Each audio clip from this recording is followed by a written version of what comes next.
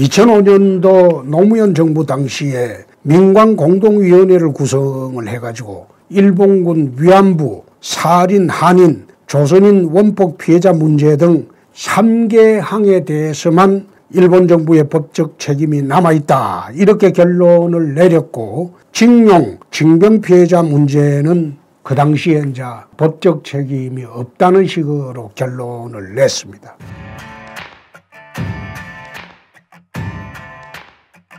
이때 이 민관공동위원회 위원장은 이해찬 당시 총리였고 문재인 민정수석도 위원으로 참여를 했습니다. 그 당시에 징용, 징병 피해자 보상은 1965년도 한일 청구권 협정에서 종결된 것이기 때문에 우리 정부가 일제강점하에 강제동원 피해 진상규명 등에 관한 특별법을 제정을 하고 2007년부터 사망자 유족에 2천만 원, 부상자에 1,000만 원씩 모두 6,800억 원의 예산을 들여서 이 문제를 종결한 바 있습니다. 그런데 그 당시에 위원으로 참가했던 문재인 위원이 대통령이 되고 난 뒤에 최근에 대법원에서 일제하에 징용 피해자에게 손해배상 청구권을 인정을 하면서 현재 대법원의 2건, 서울고법의 1건 등 총 15건 900여 명이 관련된 일본 전범기업 배상소송이 법원에 계류 중에 있습니다. 지난번에 제가 한번 말씀드렸던 대로 사법부의 경우에는 사법적극주의와 사법소극주의 또는 사법자제주의가 있습니다. 민감한 외교적 문제와 통치행위 등 정치행위의 문제에 대해서는 사법부가 자제를 하거나 소극적으로 관여를 하지 않는 것이 그 사이에 관례처럼 되어 왔고, 박근혜 정부 당시에 양성태 대법원장도 그 입장을 취했습니다. 그런데 이 정권 들어와서 그 입장을 취한 양성태 대법원장을 재판거래로 구속하고 지금 재판 중에 있습니다.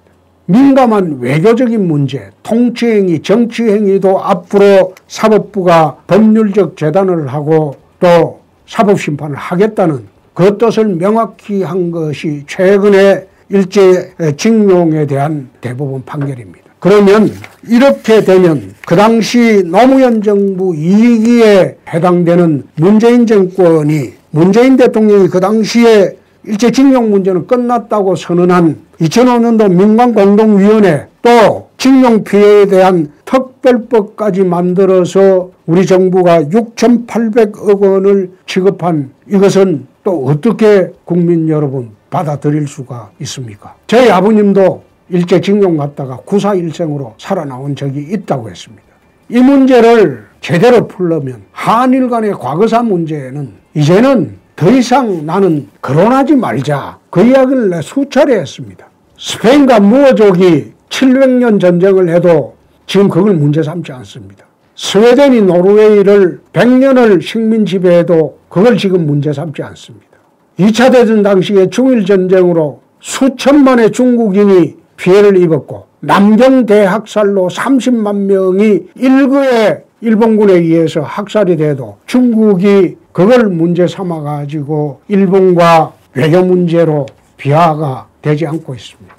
미래로 나가야 할 때입니다. 그런데 왜 이들이 때늦은 항일 문제를, 일본 문제를 꺼내가지고 국민들을 자극하고 또 한국 전체를 퍼펙트 스톰으로 끌고 가고 있는지. 국내적으로는 좌파 경제정책으로 나라 경제가 어려워졌고 기업도 어려워졌고 또 노조가 강성해서 민주노총의 나라가 되어버린 이 시점에 기업들이 투자를 하지 않고 있는데, 이제 일본까지 경제전쟁을 한국과 하겠다고 하면 대한민국은 IMF보다 더한 위험이 올 수가 있다. 대통령이 나서서 5천만 국민을 위해서 어려움을 해결하려고 하지 않고 거꾸로 국민들을 경제위기로 몰아가고 있는 이런 처사를 보면서 나는 참 기가 막힌다. 좌파 정권에서는 저희 자유한국당을 토착 왜구라고 합니다. 내가 그걸 듣고 참 기가 막히다는 생각이 드는 게, 일제하에 자기 부친이 친일 부역을 한 사람이 과연 우리 당에 많은지 민주당에 많은지 우리 한번 까놓고 한번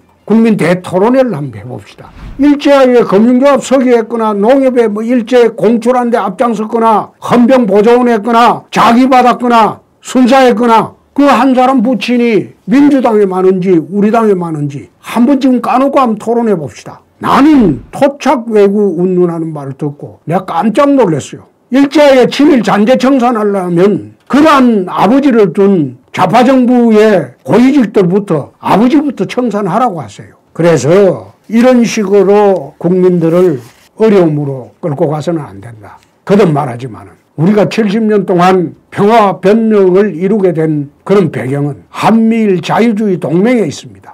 한미일 자유주의 동맹으로 우리가 경제적으로 번영을 냈고 70년간 전쟁 없이 평화롭게 살아왔습니다. 그런데 이제 와서 북중러 사회주의 동맹에 들어가기 위해서 한미일 자유주의 동맹을 깨려고 하는 이런 좌파 정부의 책략은 저는 절대 동의할 수 없다. 더 이상 국민들을 혼란으로 몰고 가고 경제적 위기를 만들려고 하지 마라. 나는 그런 생각입니다.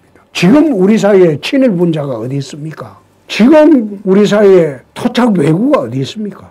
제가 이야기하는 것은 쉽게 말하면 연일입니다. 일본과 연합하자, 미국과 연합하자, 자유주의 세계와 연합하자. 쉽게 말하면 친미가 아니고 연미고 그리고 연일이고 그렇게 해서 5천만 대한민국 국민들을 경제적 변경과 평화롭게 살 수 있도록 만들자. 그렇게 하는 것이지. 지금 우리나라에 무슨 친미가 있고 친일이 있습니까?